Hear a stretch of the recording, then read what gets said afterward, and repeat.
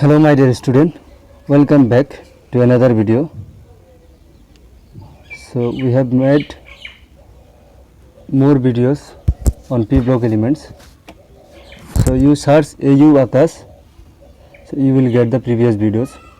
So you watch. যোনে video বিলাক দেখা নাই AU Akash search করিবা, ঠিক আছে? AU ACAS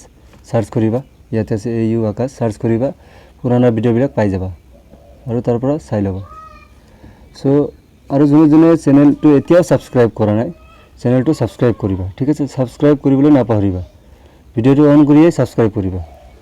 আৰু এটেনডেন্সটো যে দিবা কমেন্ট সেকশনত খালি ৰোল নম্বৰটো লিখি দিবা, হ'ব? ঠিক আছে my dear student. Okay, so আমি স্টাৰ্ট কৰিম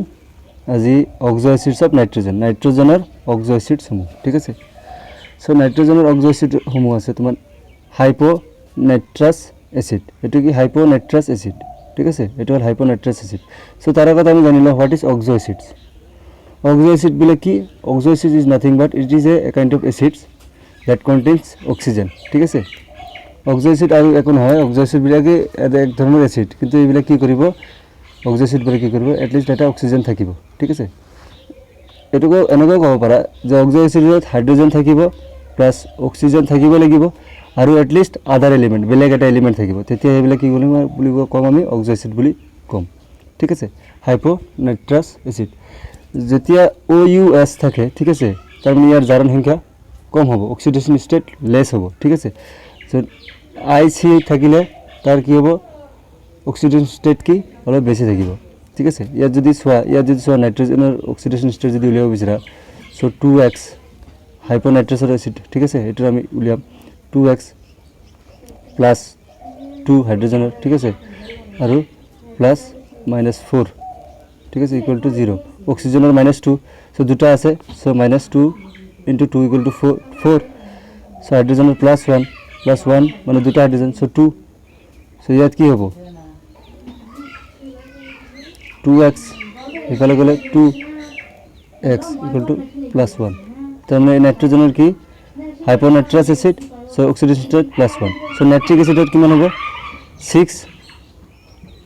মাইনাস এটো ইয়ার আমি উলিয়াম এতিয়া, ঠিক আছে? ইয়ার উলিয়াম, ঠিক আছে? x +1 plus 2 into minus 3 into -2 equal to 0, ঠিক আছে? সো ইয়াত আমি কি কৰিম 6 ইফালে গ'লে কি +6, so x equal to +5, so oxidation state কিমান হ'ব +5 হ'ব, ঠিক আছে? সো ইয়াৰ কি nitric acid, so nitric IC যদি থাকে কি হ'ব হাই অক্সিডেশন স্টেট হ'ব, ঠিক আছে? আৰু যদি OUS থাকে তাহলে কি হ'ব অক্সিডেশন স্টেট কম হ'ব, এটো অক্সিডেশন স্টেট উলাই লবা। সো এই দুটাৰ বিষয়ে আমাৰ কোনো আলোচনা কৰা নাই, সো আমি তো কি কৰিম only nitric acid. So nitric অ্যাসিডৰ আমি প্ৰিপাৰেচন কৰিম, ঠিক আছে? তাৰ পিছত কৰিম কেমিক্যাল ফিজিক্যাল আৰু কেমিক্যাল প্ৰপাৰ্টিজ, ঠিক আছে? এইবিলাক কৰিম আমি। সো আমি কৰিম এতিয়া প্ৰিপাৰেচন অফ নাইট্রিক অ্যাসিড, ঠিক আছে? প্রিপারেশন অফ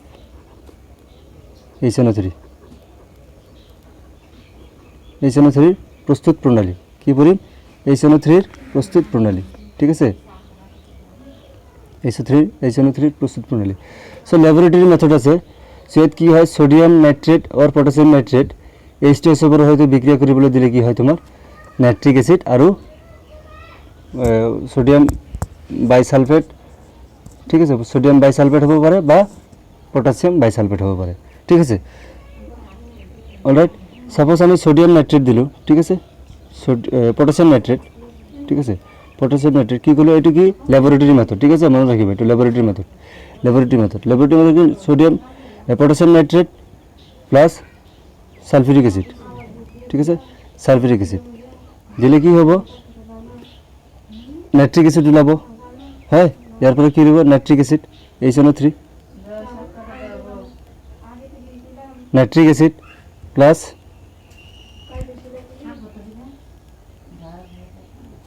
পটাশিয়াম বাইসালফেট, ঠিক আছে? পটাশিয়াম বাইসালফেট হ'ব, ওকে? সো ইন্ডাস্ট্রিয়াল মেথড, ঠিক আছে? তার মানে এই মেথডত বা অস্টালওয়ার্টস প্রসেস, ঠিক আছে? অস্টালওয়ার্টস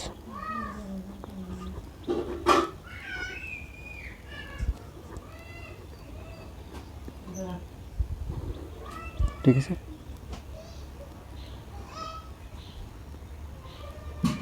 অষ্টৱাল্ডৰ পদ্ধতি,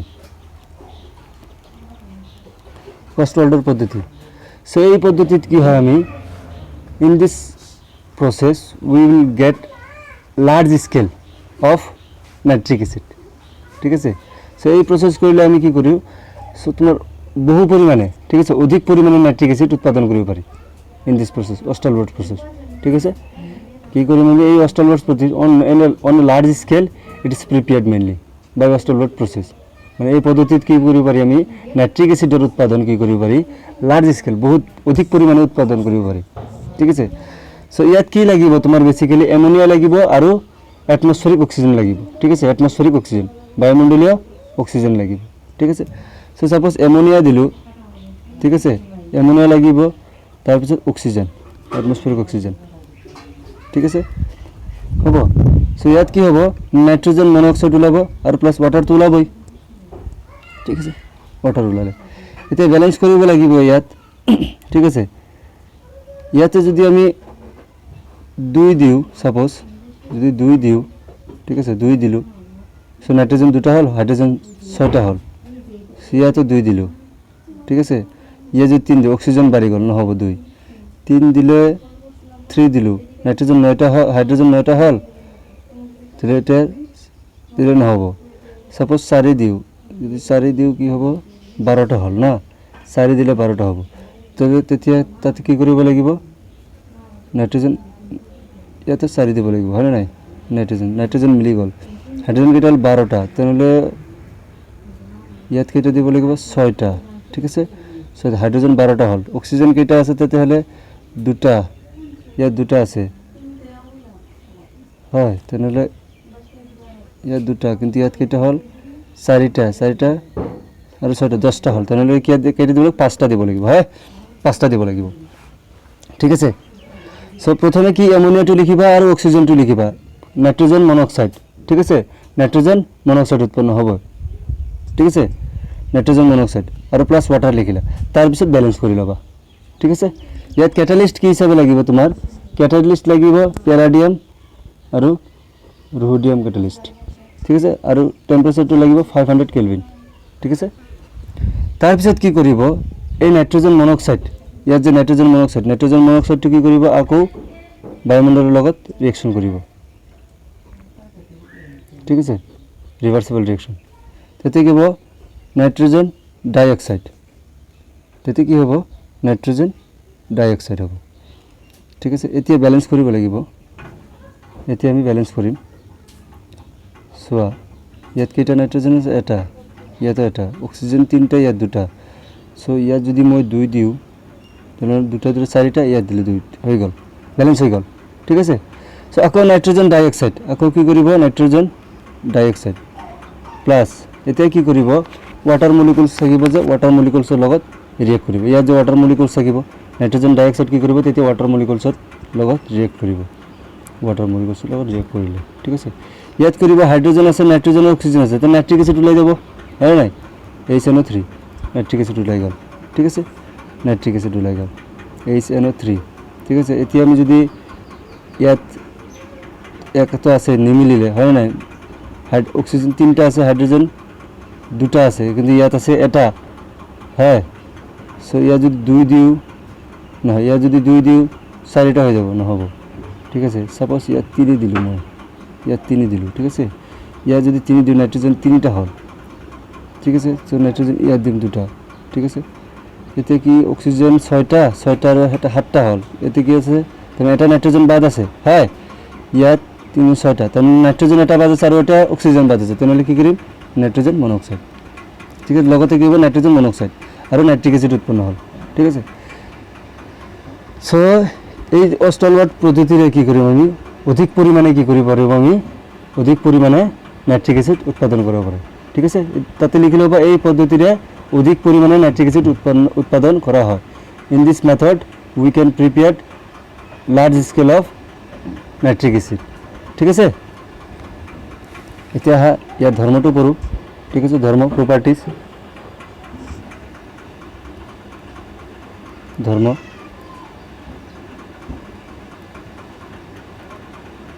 প্ৰপাৰ্টিজ ঠিক আছে প্ৰপাৰ্টিজটি কৰিম ঠিক আছে চোৱা নাইট্ৰিক এচিডৰ প্ৰপাৰ্টিজ HNO3 ঠিক আছে চোৱা নাইট্ৰজেন থাকিব আৰু অক্সিজেন এটা বান্ধি থাকিব ঠিক আছে নাইট্ৰজেন আৰু অক্সিজেন এটা বান্ধি থাকিব তাৰপিছত কি কৰিব যেহেতু তিনিটা অক্সিজেন এটা অক্সিজেন দুটা অক্সিজেন আৰু এটা হাইড্ৰোজেন ক'ত থাকিব এটোৰ লগত বান্ধ খাই থাকিব ঠিক আছে সো এটা এনেকৈ নাথাকি কি কৰিব অলপ এংগেল হৈ থাকিব কিমান এংগেল 120 ডিগ্ৰী এংগেল থাকিব এটোৰ মাজত কি হ'ব তোমাৰ এংগেলটো কি থাকিব 120 ডিগ্ৰী থাকিব ঠিক আছে আর এইটো নাইট্রোজেন আর অক্সিজেনের বন্ড লেন্থটো কিমান থাকিব তোমার 140.6 পিকোমিটার ঠিক আছে আর এই অক্সিজেন আর হাইড্রোজেনের মাজত 96 পিকোমিটার ঠিক আছে 96 পিকোমিটার থাকিব অলরাইট বন্ড লেন্থটো বান্ধনী দৈর্ঘ্য ঠিক আছে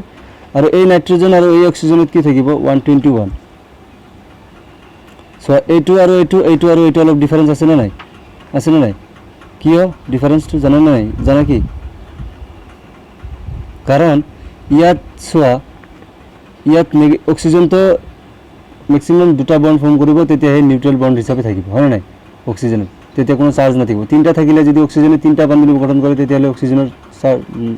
মাথাত পজিটিভ চাৰ্জ আহিব यस আৰু যেতিয়া এটা গঠন কৰিব তেতিয়া নেগেটিভ চাৰ্জ আহিব তেতিয়া এই ইয়াত ৰেজোনেন্স হোৱাৰ কাৰণে ঠিক আছে ৰেজোনেন্স হোৱাৰ কাৰণে কি হ'ব তোমাৰ এটো ৰেজোনেন্স হ'ব পাৰে ঠিক আছে এটো ৰেজোনেন্স হ'ব পাৰে সো এই অক্সিজেনটো কি ইয়াত এই বন্ড এই নেগেটিভ চাৰ্জটো কি ইয়াত আহিব পাৰে ঠিক আছে alright okay is not it ঠিক আছে সো বিকজ ইয়াত লোন পেয়ার অফ ইলেকট্রন থাকিব ঠিক আছে সাপোজ ইয়াত যদি ডাবল বন্ড ফর্ম কৰিলে তেতিয়া প্লাস চাৰ্জ হল তেতিয়া কি কৰিব এই নেগেটিভ চাৰ্জটো ইয়াত আহিব আকৌ এইটো ইয়াত যাব সো এনেকৈ ৰেজোনেন্স হ'ব মানে ইয়াত এইটো ডাবল বন্ড ক্যাৰেক্টাৰ থাকিব তেনেহ'লে কি হ'ব ডাবল বন্ড ক্যাৰেক্টাৰটো কি বন্ড লেন্থটো অলপ কম থাকিব আৰু সিঙ্গেল বন্ডত কি বন্ড লেন্থটো অলপ বেছি থাকে গম পাইছেনে নাই এইটো ইয়াত কি হ'ব ৰেজোনেন্সটো নহ'ব ইয়াতে ঠিক আছে ইয়াত ৰেজোনেন্সটো হ'ব নোৱাৰিব সেইকাৰণে কি হ'ব এইটো সিঙ্গেল ডাবল বন্ড ক্যাৰেক্টাৰটো দেখাব কৰিব নোৱাৰিব সো সেইকাৰণে কি হ'ব ইয়াৰ বন্ড লেন্থটো অলপ বেছি হ'ব ঠিক আছে এইটো double bond partially double bond character আছে কাৰণে তোমাৰ কি হয় ইয়াত এই তোমাৰ বন্ড লেন্থটো 121 ইয়াতকৈ কম বুজি পালা ঠিক আছে ইয়াৰ বন্ড এঙ্গেলটো কি হ'ব তোমাৰ বন্ড এঙ্গেলটো 130 পিকোমিটার ঠিক আছে সো এটো কি নাইট্রিক অ্যাসিড কি তোমার দেখি চাই লিকুইড আমার ল্যাবরেটরিত পাও আমি হয় নাই it is a colourless liquid ঠিক আছে আর কি গ্যাসিয়াস স্টেটত কি থাকে প্লেনার মলিকুল থাকে ঠিক আছে এটো কি এটো প্লেনার থাকিব ঠিক আছে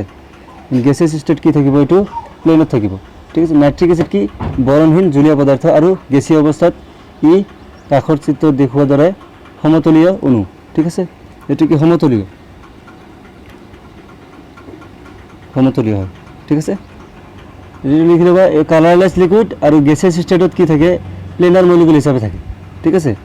it is a colourless liquid and in gaseous state it exist as planar molecule as shown in the figure nitric acid বরণহীন জলীয় পদার্থ আৰু গ্যাসীয় অৱস্থাত ই কাষৰ চিত্ৰ দেখুৱাৰ দৰে সমতলীয় অণু ঠিক আছে হ'ব লিখি ল'বা এইবিলাক এতিয়া চোৱা এতিয়া আহিম ৰিয়াকশ্যন উইথ কিছুমান নাইট্ৰিক এচিডে কিছুমান হয়তো মেটেল আৰু নন মেটেল হয়তো ৰিয়েক্ট কৰিব ইজ নট ইট ঠিক আছে চোৱা কপাৰৰ সৈতে ৰিয়েক্ট কৰিব ঠিক আছে ৰিয়াকশ্যন উইথ কপাৰ reaction with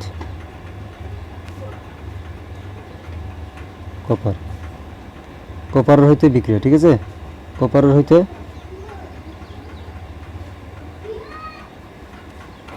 বিক্ৰিয়া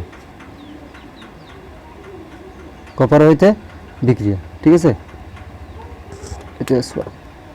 এটা নাইট্ৰিক অ্যাসিড হয়তো লঘু থাকিব পাৰে বা গাঢ় নাইট্ৰিক অ্যাসিড থাকিব পাৰে ঠিক আছে যেতিয়া তোমাৰ লঘু নাইট্রিক অ্যাসিডের সাথে বিক্রিয়া করিব ঠিক আছে এটা কি লঘু নাইট্রিক অ্যাসিড এটা মনে রাখিবা রিঅ্যাকশন বিলাক ঠিক আছে লঘু ডাইলুট তেতিয়া কি কৰিব ইয়াত কপাৰ নাইট্ৰেট তো হবই ঠিক আছে কপাৰ নাইট্ৰেট এইটো এটা এক্সেপশ্যনত মনত ৰাখিবা যেতিয়া লঘু দিব তেতিয়া কি কৰিব নাইট্ৰজেন মনোঅক্সাইড উৎপন্ন কৰিব আৰু লগত পানীটো হ'বই হয় নাই এইবিলাক ঠিক আছে কি কৰিবা তোমালোকে কপাৰ নাইট্ৰেটটো বনাই ল'লা ঠিক আছে এইটো বনাই ল'লা তাৰপিছত নাইট্ৰজেন মনোঅক্সাইড লঘু দিলে নাইট্ৰজেন মনোঅক্সাইড ঠিক আছে আৰু যেতিয়া এতিয়া গাঢ় দিম নাইট্ৰজেন ডাইঅক্সাইড হ'ব আৰু ৱাটাৰ মলিকুলছ হ'বই এতিয়া কি কৰিবা বেলেঞ্চ কৰিবা ইয়াত 8 দিব লাগিব আৰু ইয়াত 3 দিব লাগিব 3 দিলে কি হ'ব কপাৰ 3টা হ'ল ইয়াত 3টা হ'ব ঠিক আছে ইয়াত নাইট্ৰজেন কেইটা গ'ল ইয়াত হ'ব তোমাৰ 2টা ঠিক আছে আৰু ৱাটাৰ মলিকুল হাইড্ৰোজেন 8টা থাকিব টোটাল হাইড্ৰোজেন কেইটা ইয়াত সো 8টা ঠিক আছে হাইড্ৰোজেন 8টা সো নাইট্ৰজেন ইয়াত 8টা ঠিক আছে ইয়াত কেইটা গ'ল 3টা এটা 6টা গ'ল ঠিক আছে ইয়াত গ'ল 6টা আৰু ইয়াত 2টা নাইট্ৰজেন 8টা হৈ গ'ল নাইট্ৰজেন 8টা হৈ গ'ল নাইট্ৰজেন 8টা ঠিক আছে ডাইলিউট দিলে কি মনত ৰাখিব লাগিব নাইট্ৰজেন মনোঅক্সাইড এটো আহিবই ঠিক আছে আৰু এটো তো থাকিবই কমন থাকিব ডাইলিউট দিয়া আৰু তোমাৰ এই গাঢ় দিয়া ডাইলিউট অর গাঢ় ঠিক আছে যেটো দিয়া ডাইলিউট অর কনসেন্ট্রেটেড দিয়া ঠিক আছে এতিয়া copper plus nitric acid concentrated ঠিক আছে কনসেন্ট্রেটেড নাইট্রিক অ্যাসিড গাঢ় নাইট্রিক অ্যাসিড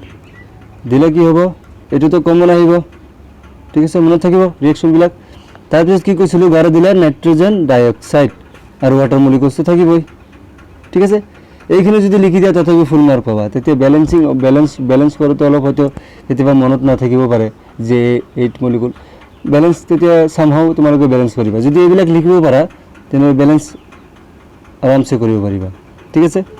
সো ইয়াত 4 দিম আমি 4 দিলে হাইড্ৰোজেন কেইটা হল 4টা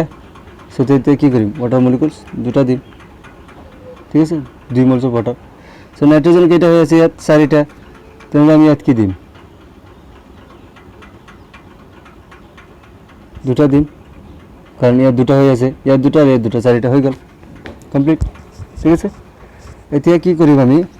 আকৌ আহিব তোমাৰ জিংকৰ হৈতে বিক্ৰিয়া ঠিক আছে জিংকৰ হৈতে বিক্ৰিয়া মানে ৰিঅ্যাকশন উইথ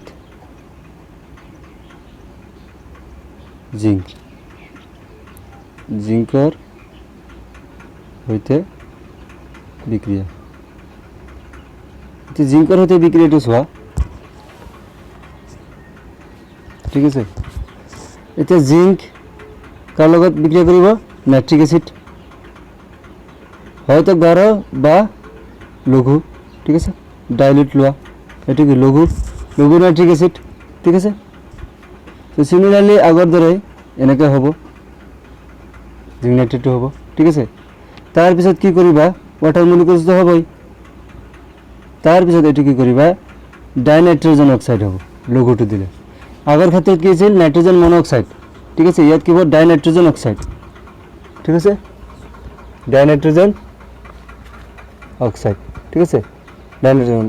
আর এটার নাম কি কয় এটো লাফিং গ্যাস হয় নাই নাইট্রাস অক্সাইড ঠিক আছে এটো লাফিং গ্যাস ঠিক আছে এতিয়া ব্যালেন্স করা সো ইয়াত 10 লাগিব আৰু ইয়াত 4 দিব লাগিব ঠিক আছে তেতিয়া ব্যালেন্স হ'ব ঠিক আছে তেনে জিংক 4টা আছে ইয়াত জিংক 4 দিবা ইয়াত ঠিক আছে 4 ঠিক আছে তেতিয়া কি কৰিবা এটো ব্যালেন্স আৰু ওয়াটার মলিকুল 5 দিবা ঠিক আছে ব্যালেন্স হৈ গল ঠিক আছে হ'ব সো আৰু আছে তোমাৰ জিংকৰ হৈতে নাইট্রিক অ্যাসিড কোনটো গাঢ় হয় নাই মানে কনসেন্ট্রেটেড ঠিক আছে কনসেন্ট্রেটেড নাইট্রিক অ্যাসিড সিমিলারলি এটো আগত লিখি লবা তার পিছত কি লিখিবা ওয়াটার মলিকুলস হয় ওয়াটার মলিকুলস লিখিবা তার পিছত কি লিখিবা নাইট্রোজেন ডাইঅক্সাইড ঠিক আছে আগৰ ক্ষেত্ৰতে কি হৈছিল সোয়া copper nitric acid concentrated nitrogen dioxide এটো কমন আছে খালি অলপ এটা উল্টা পাল্টা আছে হয় নাই এটাত কি হয় নাইট্রোজেন মনোঅক্সাইড কপার লগত হলে নাইট্রোজেন মনোঅক্সাইড আৰু জিংকৰ লগত হলে তোমাৰ নাইট্ৰোজেন ডাইনাইট্ৰোজেন অক্সাইড ঠিক আছে হয়তো শৰ্টকাট লিখি লব কপাৰ লগত লঘু কি হ'ব যদি বিক্ৰিয়া কৰে নাইট্ৰিক অ্যাসিডৰ লগত তোমাৰ কি হ'ব তুমি এনেকৈ সাপোজ মনত ৰাখিবা লঘুৰ লগত নাইট্ৰজেন মনক্সাইড আৰু জিংকৰ লগত যদি আমি লঘুটো দিওঁ নাইট্ৰিক এচিড যদি বিক্ৰিয়া কৰে নাইট্ৰজেন ডাইনাইট্ৰজেন অক্সাইড এনেকৈ মনত ৰাখিবা আৰু বাকীবিলাকতো চেমেই থাকিব ঠিক আছে এতিয়া ইয়াত বেলেঞ্চ কৰিবা ইয়াত বেলেঞ্চ কৰিলে ইয়াত 4 দিব লাগিব আৰু ইয়াত 2 দিব লাগিব আৰু ইয়াত 2 দিব লাগিব তেতিয়া হৈ যাব ওকে হ'ব ঠিক আছে এতিয়া ৰিয়েকশ্যন উইথ নন মেটাল অধাতুৰ সৈতে বিক্ৰিয়া ঠিক আছে ৰিয়েকশ্যন উইথ নন মেটালছ অধাতুৰ সৈতে বিক্ৰিয়া চোৱা যদি আয়োডিনৰ সৈতে বিক্ৰিয়া কৰে আয়োডিক এচিড ঠিক আছে HiO3 এইটো লিখিব লাগিব তাৰপিছত কমনটো মই কৈ আছোঁ যদি কাৰ্বনৰ সৈতে বিক্ৰিয়া কৰে কাৰ্বন ডাই অক্সাইড ওলাবই লাগিব ঠিক আছে যদি ফসফৰাছৰ সৈতে তাৰমানে নাইট্ৰিক এচিড আৰু আয়োডিন যদি বিক্ৰিয়া কৰে তেতিয়াহ'লে আয়োডিক এচিড HiO3 ঠিক আছে আৰু ফসফৰাছ সৈতে বিক্ৰিয়া কৰিলে ফসফৰিক এচিড ঠিক আছে H3PO4 ঠিক আছে যদি সালফাৰৰ সৈতে বিক্ৰিয়া কৰে H2SO4 ওলাব লাগিব ঠিক আছে এইটো যাৰ যাৰ আয়োডিনৰ লগত বিক্ৰিয়া কৰিব আয়োডিক এচিড ঠিক আছে কাৰ্বনৰ লগত কাৰ্বন ডাই অক্সাইড ফসফৰৰ লগত ফসফৰিক এচিড সালফাৰৰ লগত সালফিউৰিক এচিড ঠিক আছে আৰু কমন পিছত কি থাকিব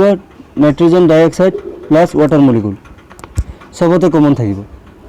এটা থাকিব ঠিক আছে প্রথম আমি এইবিলাক লিখি লম তার পিছত নাইট্রোজেন ডাই অক্সাইড আর ওয়াটার মলিকুল থাকিব মনে থাকিব একেবারে ইজি হয় নাই এটা লিখি লবা এটা সোয়া আমি বিক্রিয়াটা দেখাম ঠিক আছে আয়োডিনের সৈতে বিক্রিয়া করিলে প্লাস নাইট্রিক অ্যাসিড ঠিক আছে নাইট্রিক অ্যাসিড তোমার এখানে দিয়ে দিব তুমি কি লিখিবা আয়োডিক অ্যাসিডটি লিখিবা HiO3 তার পিছত কি কইছো নাইট্রোজেন ডাই অক্সাইডটো লিখিবা তার পিছত কি লিখিবলৈ কৈছো ওয়াটার মলিকুলস লিখিবা ঠিক আছে তার পিছত ওয়াটার মলিকুলস লিখিবা এতিয়া ব্যালেন্স কৰিবা কাৰণ ইয়াত হাইড্ৰোজেন এটা ইয়াত দুটা তিনিটা ইয়াত এটা তেনে আমাৰ ব্যালেন্স কৰিব লাগিব ইয়াত ব্যালেন্স কৰিবলৈ হলে এই দুই তিনে কাম বাজানাই তোমাৰ কি লাগিব 10 দিব লাগিব ঠিক আছে ইয়াত যদি 10 দিয়া ইয়াত যদি 2 দিয়া ঠিক আছে আৰু ইয়াতে যদি 10 দিব লাগিব ঠিক আছে আৰু ইয়াতে 4 দিব লাগিব তেতিয়া ব্যালেন্স মিলি যাব আৰু মিলাই চাবা ঠিক আছে এতিয়া এই কলে আৰু ভিডিওটো বহুত ডাঙৰ হৈ যাব ঠিক আছে carbon plus nitric acid HNO3 carbon লগত দিলে কি হ'ব মই কৈছো কার্বন ডাই অক্সাইড ওলাব ইজি হয় নাই তাৰ পিছত কি কৈছো নাইট্ৰোজেন ডাই অক্সাইড তাৰ পিছত কি কৈছিলো ওয়াটাৰ মলিকুলস তাৰ পিছত কি কৰিবা ব্যালেন্স কৰি দিবা ঠিক আছে ইয়াত কি দিবা 4 দিবা ইয়াত 2 দিবা আৰু ইয়াত 4 মোলস অফ নাইট্ৰিক অ্যাসিড ঠিক আছে হ'ব ঠিক আছে এতিয়া কি কৰিবা সালফার ঠিক আছে সালফারের লগত বিক্রিয়া সালফারটো কেনেকৈ থাকিব S8 হিচাপে থাকে ঠিক আছে S8 হিচাপে থাকে ঠিক আছে সো ইয়াত nitric acid HNO3 nitric acid গাঢ় নাইট্রিক অ্যাসিড কনসেন্ট্রেটেড তেতিয়া কি কৰিলে সালফাৰেৰ লগত বিক্ৰিয়া কৰিলে কি কৰিবা H2SO4 প্লাস নাইট্ৰোজেন ডাই অক্সাইড প্লাস ওয়াটাৰ মলিকুলস ঠিক আছে ইয়াত তোমাৰ কি দিব লাগিব 48 মোলস দিব লাগিব 48 মোলস সো ইয়াত 8 দিম আর ইয়াত 48 দিম ঠিক আছে আর ইয়াত 16 ঠিক আছে ইয়াত 8 48 16 আর ফসফরাসটো P4 হিসাবে থাকে ঠিক আছে P4 টেট্রাহাইড্রলিক ঠিক আছে নেক্সট টাইমত আমি পাম ঠিক আছে হ'ব তাৰপিছত কি কৰিব আমি নাইট্রিক অ্যাসিড গাঢ় নাইট্রিক অ্যাসিড কনসেন্ট্রেটেড ঠিক আছে ফসফরাস দিলে কি কৈছিলো মই phosphoric acid H3PO4 plus nitrogen dioxide plus water molecules ইয়াত কি দিব লাগিব 20 মোলস দিব লাগিব ইয়াত 4 মোলস ইয়াত 20 মোলস আৰু ইয়াত 4 মোলস ঠিক আছে হ'ব সো এইখিনিতে ভিডিও আমি সমাপ্ত কৰোঁ আৰু আছে তোমাৰ পৰিম আমি ফসফৰাস ঠিক আছে এলোট্ৰপস অফ ফসফৰাসৰ বিভিন্ন অৱৰসমূহ এইবিলাক পৰিম হোৱাইট ফসফরাস আছে রেড ফসফরাস আছে ব্ল্যাক ফসফরাস আছে এইবিলাক আমি পঢ়িম ঠিক আছে সো থ্যাংক ইউ ভেরি মাচ এতিয়ালৈকে যোনে ভিডিও সাবস্ক্রাইব কৰা নাই সো ভিডিওটো সাবস্ক্ৰাইব কৰিবা আৰু লাইক কৰিবা আৰু পাৰিলে ফেসবুকত শেয়াৰ কৰিবা ঠিক আছে হ'ব লাইক করো फेसबुक में या अपने दोस्तों को शेयर करो देखने के लिए, ठीक है। और कमेंट्स बॉक्स में अपना रोल नंबर डालो, ठीक है। So thank you very much.